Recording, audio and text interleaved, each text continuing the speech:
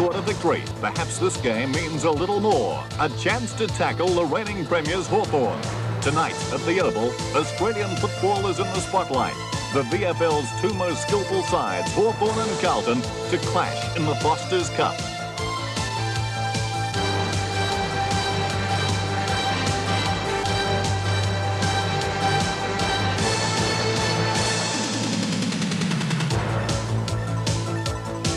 Good evening and welcome to the Australian Television Network's coverage of the Foster's World Cup, and we're about to take you live to the Oval in London for the telecast between Carlton and Hawthorn, the two teams that have won the last two premierships in the VFL, so both mighty strong. And the Hawks, of course, going for a treble this year, having won the night flag 2 weeks ago, winning the big one, and they'd love to get the Foster's Cup and be world champions as well. The winner of this match tonight will be playing Collingwood in Toronto next weekend, Collingwood having beaten Geelong in the match earlier today in Miami. Well, standing by over in the wet, I believe, in London, Don Scott and Dennis Cometti. Well, I know Don Scott's been there before because I was there with him about 10 years ago, but Dennis Cometti has been unleashed to London for the first time. How are you, mate? Not too bad at all, Drew. Thanks for that. Unleashed is probably the operative word, or two words. It is very wet. You mentioned the weather. Certainly we've done something wrong to the gods to deserve this sort of day, Don Scott. It's an amazing day, isn't it? It's typical, hasn't stopped. Typical Melbourne weather, and we come away from it and we're into it again.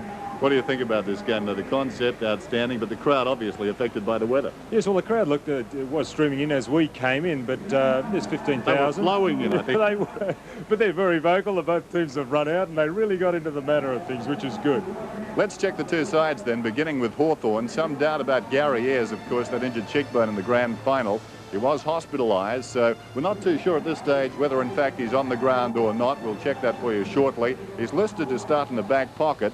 Changes will be made, of course, if he comes out of the side. I would imagine Condon could come into the 22. The strength of this team is on their forward line. Some great players, Brereton, Dunstall, Hall to start on a half-forward flank. Exciting side. What about Carlton? Well, a lot of changes in this Blues team, Don. Yes, for one reason or another, a number of players haven't come across, but it does give the opportunity to a lot of young fellows. And in the centre, number 47 will be Andrew McKinnon. Michael Garvey, who actually played in this game last year, is on a wing. Also, Brown, 20 on the half-forward flank. Phillips in the forward pocket. O'Sullivan, Luke O'Sullivan, ruck roving. And then there's also Danny Noonan, who will line up on the interchange. And one interesting fellow is Dominic Fortier, who is from Torrens, draft choice for Carlton. Kevin Dyson, ex-Fitzroy, also on interchange, as is Peter White on interchange. So a lot of young fellows in the Carlton side. OK, let's check the weather. That is key to this afternoon's game. Overcast? Well, it's certainly that. It's cold. Showers are forecast. Currently, it's around about 13 degrees, and that was the forecast high. So more rain will fall as this afternoon progresses. Lucky girl down on the boundary line, Dixie Marshall. Dixie, how's it going down there? Hi, tally-ho, as they say here in England. When they said come to the Oval, I thought, you beauty, a very glamorous assignment. Could be in Melbourne, except, of course, this is the Oval, and it is so full of history and tradition. It's also chock-a-block full of Aussies today. Any expatriate Aussie is here at the Oval today, with a few Poms who we've just convinced to call it the ground and not the pitch. So the ground rules are set. Should be a great afternoon. Thanks, Dan.